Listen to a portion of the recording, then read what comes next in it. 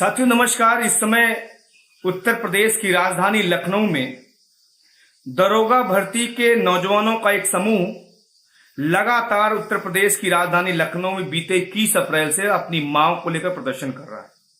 मांग क्या है?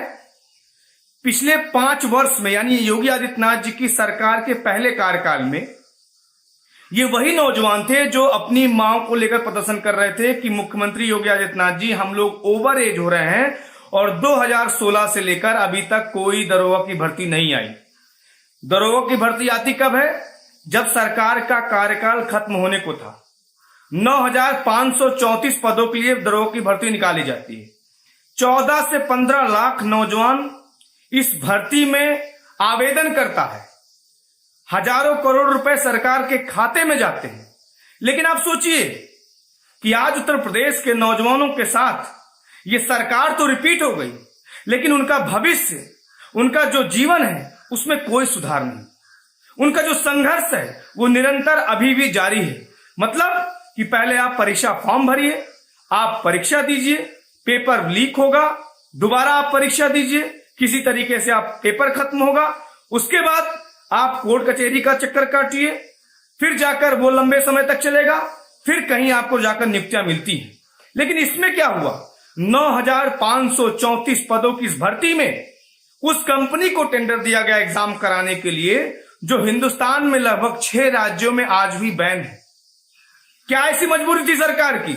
ये वही कंपनी है कि जो 2016 में जब पेपर एसआई भर्ती का पेपर करवाती है तो उसमें पेपर लीक करा देती है।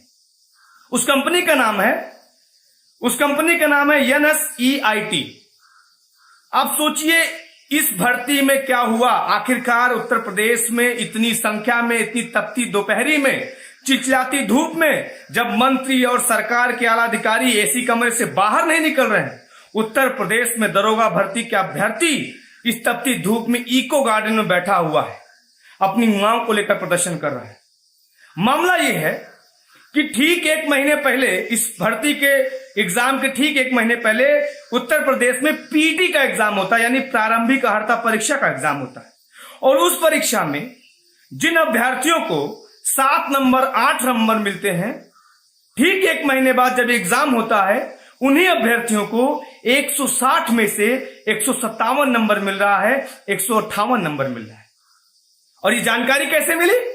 जानकारी तब मिलती है कि जब अभी नौजवानों का, अभ्यर्थियों का डॉक्यूमेंट वेरिफिकेशन हो रहा था, तब उसमें पता चलता है कि तमाम ऐसे नौजवान थे, तमाम ऐसे लोग थे जिन्होंने इस कंपनी के कर्मचारियों से सेटिंग करके उनको रुपया खिलाकर किसी तरीके से एग्जाम पेपर आउट कराया है।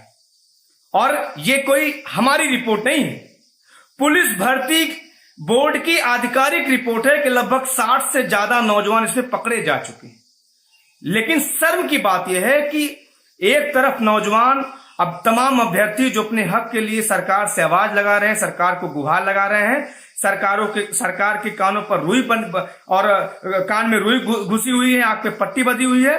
दूसरी तरफ जब पुलिस भर्ती बोर्ड भी इस बात को जान रहा है कि 57 से 58 बच्चे पकड़े जा चुके हैं, लगभग 60 के करीब, बावजूद उसके इस पे अभी तक कोई एक्शन नहीं हो रहा है। नौजवान मांग कर रहा है कि सर इसमें एक एसआईटी की जांच करा लीजिए, हमारी मांग को सुन लीजिए, लेकिन कानों पे जूं तक नहीं रेंग रही है। दूसरी बड़ी चीज, आज सोचिए उत्तर प्रदेश में क्या हो रहा है। उत्तर प्रदेश के थानों में पीड़ित महिलाओं के साथ रेप हो रहा है। इसका मतलब आप कहीं ना कहीं बढ़ावा देना चाहते हो। जो दरोगा 15 लाख 16 लाख रुपए में खरीद कर पेपर दरोगा बनेगा, किसी थाने में विवेचनाधिकारी बनेगा, वो क्या न्याय करेगा उत्तर प्रदेश के नौजवानों के साथ, उत्तर प्रदेश की जनता के साथ? वो क्या न्याय करेगा पीड़ितों के साथ? जो 15 लाख रुपए घूस देकर नौकरी पाएगा, वो क्या न्याय करेगा? आज ये जो अभ्यर्थी अपनी मांग को लेकर प्रदर्शन कर रहे हैं, उनकी पीड़ा जायज है, लेकिन मैं सरकार से अपील करना चाहता हूं कि आपने उनके भविष्य के साथ जो खिलवाड़ किया, आप जो उनको एक तरीके से उनके जीवन को अंधकार में ढकेलने को तैयार हो गए हैं, आपसे निवेदन करता हूं, ये नौजवान आपको दोबारा सत्ता में बैठाए हैं, इनके साथ इस तरीके से भद्दा मजाक करने का काम बंद करिए।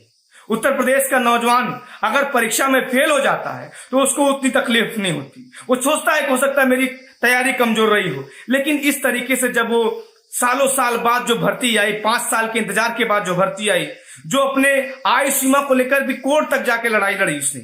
जब ये भर्ती आती है, पेपर देता है, मेहनत करता है और उसको पता चलता है कि पेपर लीक हो गया, पेपर बिक गया, बहुत तोड़ता है। क्योंकि ये नौजवान आम घरों के बच्चे, गांव गरीब किसान मजदूर के बच्चे हैं। इनके माँ बाप अपना पेट काट काट कर इनको इलाहाबाद, लखनऊ, मेरठ, दिल्ली में पढ़ाते हैं। ये सुबह 5 से लेकर देर रात तक तैयारी करते हैं, दौड़ करते हैं, पढ़ाई करते हैं। उनकी जीवन के साथ आप इस तरीके से भद्दा मजाक करने का काम बंद करिए। मैं सरकार के आला अधिकारियों से, मुख्यमंत्री योगी आदित्यनाथ जी से कहना चाहता हूं कि 2024 का भी चुनाव है। ये मत सोचिए कि नौजवानों को सामने आपने चुनाव के पहले भर्ती निकाल दी तो इन्होंने आपको सरकार आपकी बना दी। ये जो आगे आने वाला चुनाव है, उस चुनाव में भी अपनी इस तरीके से जो तकलीफ है उसका बदला लेने का काम करेंगे। इसलिए ये सारी भर्ती के अभ्यर्थियों के समर्थन में आम आदमी पार्टी के माननीय राज्यसभा के सांसद संजय सिंह जी ने पिछले 5 साल तक लगातार सदन के अंदर भी आवाज उठाई कि एसआई की भर्ती आखिरकार क्यों नहीं निकल रही है।